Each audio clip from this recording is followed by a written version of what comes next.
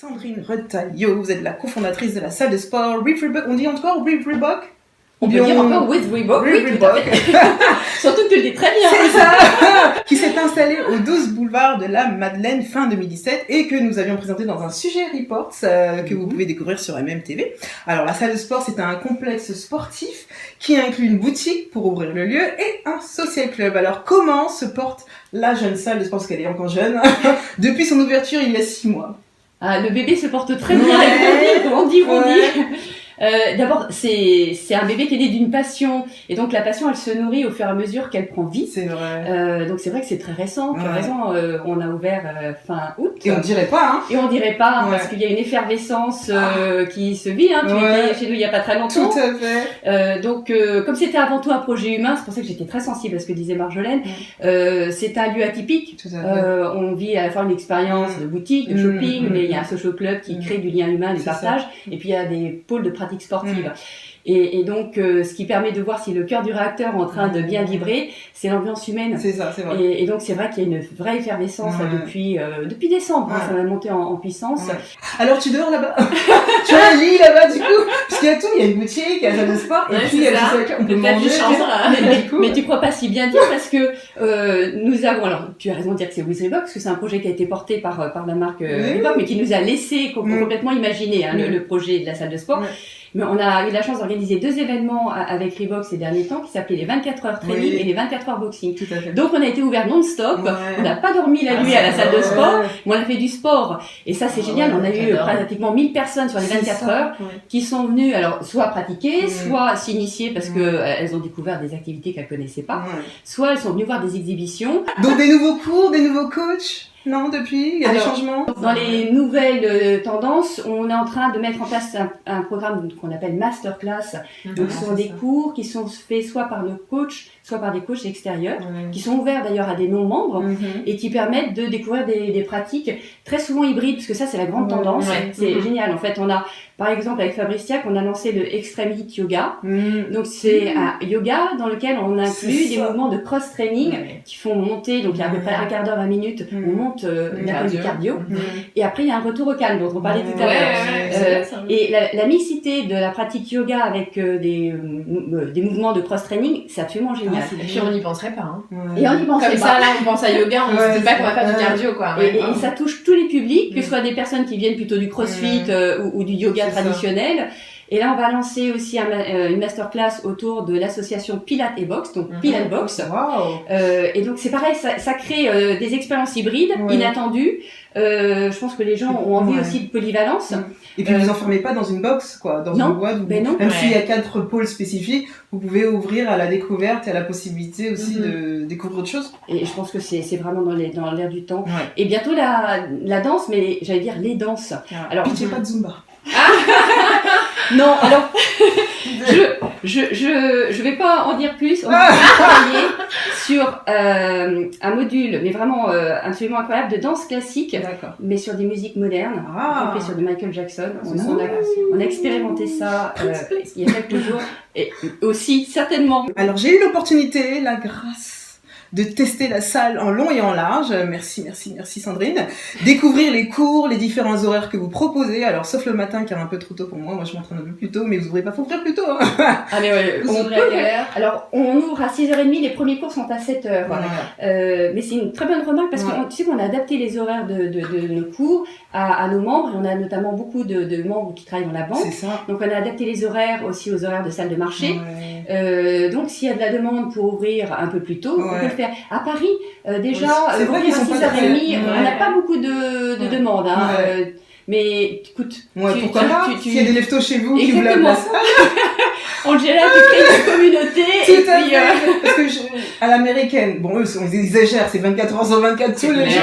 Mais ils sont très leftos, ils sont comme moi, la mentalité, on va tôt, et je m'entraîne à 6h pour avoir ma journée bien étalée, faire autre chose. Et c'est vrai que si on sort de chez soi pour aller à 7h30, après tout est décalé. Mais bon, vous faites déjà assez bien, on va pas On vous fait critiquer. 6h30, 22h. Hein, Oui, c'est bien pour Paris, donc, hein, je pense que... Mais on peut très bien imaginer faire De temps en temps. Ouais. très tôt le matin, et on imagine aussi refaire des 24 heures C'est ou des ça. nocturnes, au moins C'est jusqu'à sur minuit. des jours particuliers, Oui, exactement. Donc, découvrir vos coachs tout autant. Alors, si je devais faire un bilan de la salle de sport, je la présenterais donc comme un lieu premium, hein, au service se situe entre salle de sport grand public et studio intime. Spécialement le pilates aussi, certains coachs de cycling, c'est qu'il y a une sorte de suivi dans les cours, il y a une évolution. Donc, je trouvais ça super intéressant dans l'entraînement. Alors, est-ce quelque chose que vous mettez en place avec vos coachs ou les laissez décider du programme ou de l'évolution, de comment ils structurent vos cours? Alors, on a donc 4 pôles, comme je l'ai expliqué, et on a la volonté effectivement de construire avec nos coachs. On a à peu près 40 coachs qui sont experts répartis dans les 4 pôles. Et le soin ou le souci que nous avons, c'est d'apporter du sur-mesure pour nos membres. Donc, je le disais tout à l'heure, chaque membre qui rejoint la salle de sport a 1 heure avec un coach pour pouvoir vraiment connaître la raison pour laquelle il nous rejoint. Ah, alors, Angela, tu reviens.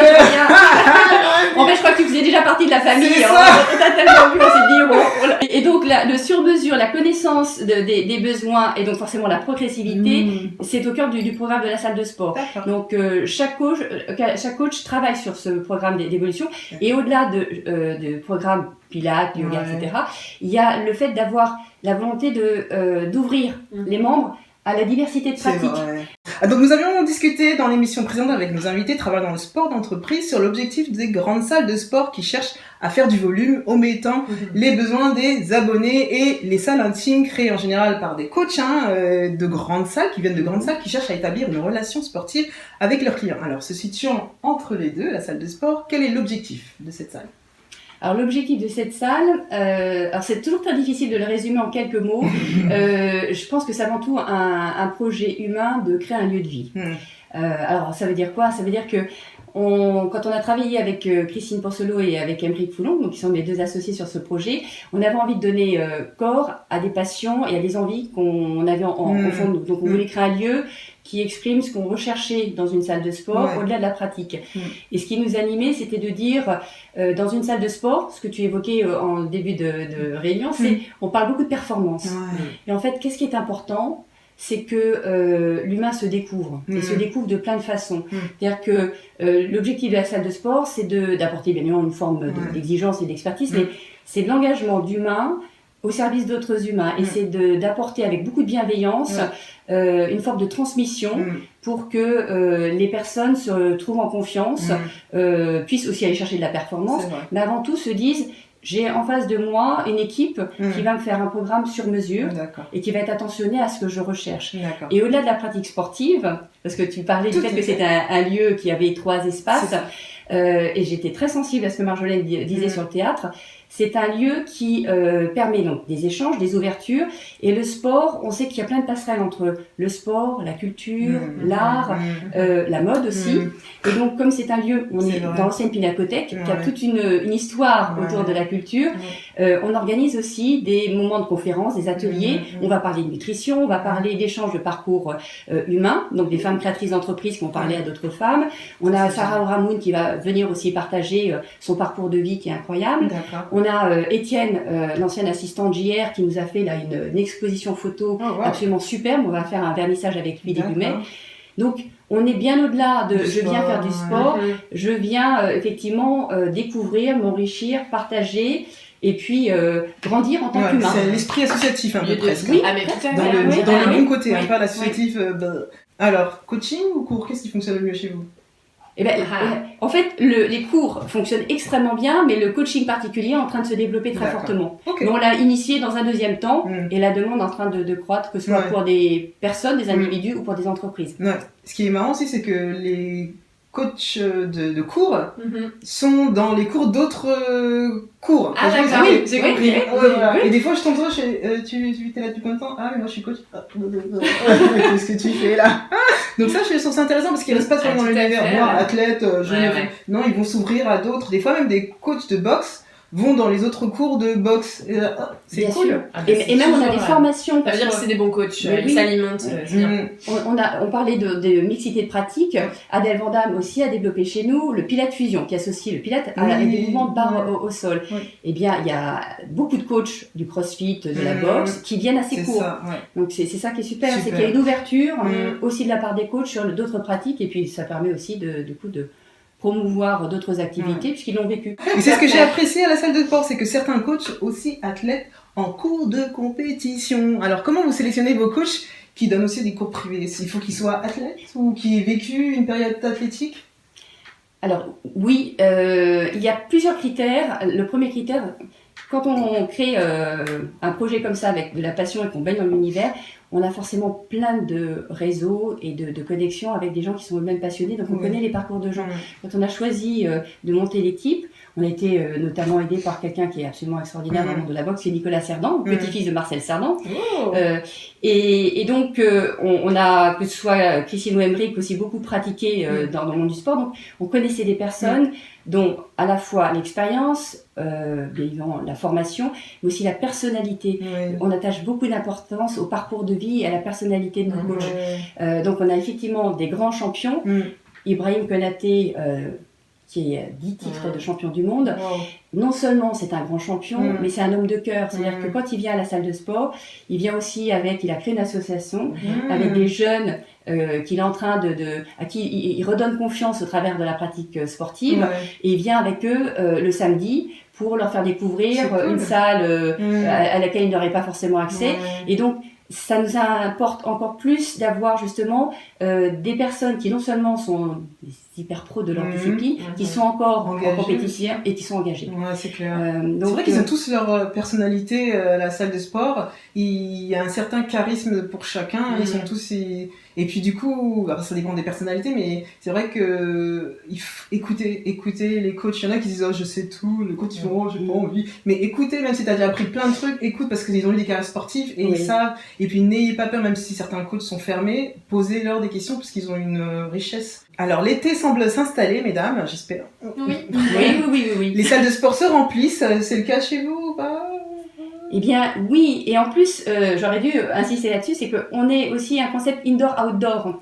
C'est-à-dire que quand vous faites des WOD ou des activités CrossFit, vous avez une partie aussi de ces activités qui se font en dehors. C'est pour ça qu'une fois, j'ai vu, mais pourquoi d'où ils sortent? Je voyais en cours et tout d'un coup, je les ai vus rentrer, je me suis dit, mais ça anime beaucoup le quartier de la Madeleine, ça fait beaucoup rire les passants. Je me suis dit, qu'est-ce qui se passe? Et puis, on va aussi avoir des runs qui vont partir de la salle de sport à partir de début mai, toutes les semaines, un run sportif pour profiter du beau temps. C'est clair. Alors, des conseils aux auditeurs et à vos abonnés pour éviter les yo-yo saisonniers et du coup physiques? Des conseils, mesdames? La motivation, ça tient à quelques petites choses très simples. C'est se fixer des objectifs et pas juste se dire je vais aller faire du sport. Que ce soit atteignable, mais surtout aussi de se placer ça dans la semaine, de se dire il y a un créneau pour ça et c'est telle heure, tel jour, etc. Se donner rendez-vous avec son moment de sport. Et puis la dernière chose, c'est que si la motivation vient pas de nous, si c'est le collègue ou maman qui fait que nous chambrer sur la voilà, et ça va être compliqué d'aller sur la durée. Donc le fait que ça vienne de nous, c'est quand on aura trouvé quelque chose qui nous plaît, dans lequel on s'éclate. Et à mon avis, la motivation, du coup, après, elle deviendra vraiment... Je suis entièrement d'accord avec Marjolaine. L'objectif, la progressivité, le plaisir. Je pense aussi que le fait d'être accompagné déjà psychologiquement, donc le fait de venir à une salle de sport avec une amie, un collègue, d'avoir un rendez-vous, c'est un rendez-vous qu'on se fixe avec soi-même, mais quand en plus on sait qu'on va retrouver un coach, des amis qui nous entraînent, le fait aussi d'être reconnu. Tu l'as connu, enfin, je pense que tu l'as vécu, Angela, quand tu arrives à la salle de sport, on t'appelle par ton prénom. On te dit que ça fait 3 jours qu'on t'a pas vu, alors que d'habitude tu viens un jour sur 2. Donc c'est important d'être dans un lieu où tu es reconnu en tant qu'humain et qu'on sait que tu as tel programme, que tu es venu il y a 2 jours, que tu as l'intention de peut-être faire une course dans 15 jours, dans un mois. Donc ça, c'est essentiel. Mais c'est un rendez-vous effectivement avec soi-même et il faut que le plaisir soit là.